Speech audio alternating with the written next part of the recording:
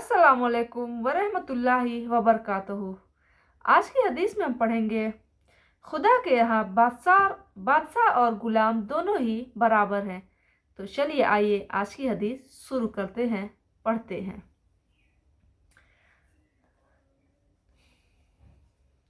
अब आगे पढ़िए। दोपहर में नमाज का समय आ गया। नमाज से पहले अजान पढ़नी थी। हर कोई चाहता था कि ये सम्मान मुझे मिले। प्यारे रसूल ने एक ऐसे सहाबी को, जो गरीब और गुलाम रह चुका था, काला और बदसूरत था, परदेसी था, मतलब ये कि दुनिया में बड़ाई की चीज़ों में से कोई बात उसके अंदर नहीं थी, जिसको दुनिया बिलाल के नाम से जानती है। प्यारे रसूल ने उस सहाबी को वह सम्मान दिया कि किसी को आज तक नहीं मिला। आपने हज़रत बिलाल से काबे के ऊपर चढ़कर अजान देने को कहा।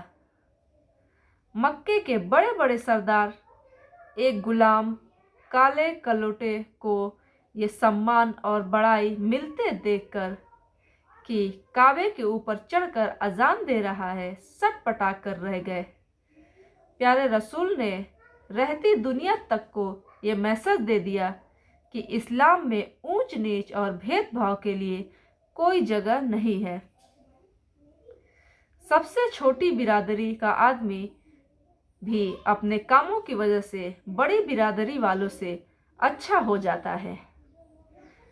सरोजनी नायडू इस्लाम के इस पहलू पर बात करते हुए कहती हैं, इस्लाम पहला धर्म था जिसने सेकुलरिज्म की थ्योरी भी पेश की और प्रैक्टिकल भी करके दिखाया। चुनांचे मस्जिद में अब अजान हो जाती है और नमाजी जमा हो जाते हैं, तो इस्लाम की जमहूरियत 5 बार देखने को मिलती है, जबकि राजा और किसान सब एक लाइन में बराबर बराबर खड़े होकर अल्लाह अकबर कहते हैं और नमाज पढ़ते हैं। जीत के बाद आप 15 दिन मक्के में रहे, जिसके बाद 21 साल के नौजवान अत्ताब बिन उसैद को मक्के का अमीर बनाकर मदीने की तरफ चल पड़े। प्यारे रसूल की वफात तक यही मक्का के अमीर रहे। उनके साथ हज़रत माज बिन जबल रज़ियल्लाहु ताला अन्हु को भी मक्के में ही छोड़ दिया, ताकि वह लोगों को कुरान पाक की तालीम दे और दीन सिखाएं।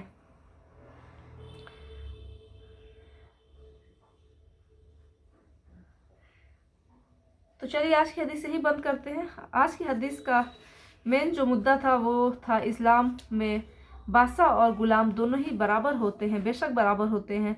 हमारे यहाँ कोई ऊंच नीच नहीं देखी जाती। हमारा एक पहला ऐसा मजहब है जहाँ बड़ा छोटा, गोरा काला, अमीर गरीब कुछ नहीं देखा जाता। अगर आपके पास इल्म है तो आप बड़े बड़े सरदारों से भी ऊंचा मर्तबा रखते हैं, और अगर आपके पास दौलत शोहरत सब कुछ है और इल्म नहीं है तो इस्लाम में आपकी कोई वैल्यू, कोई अहमियत नहीं है।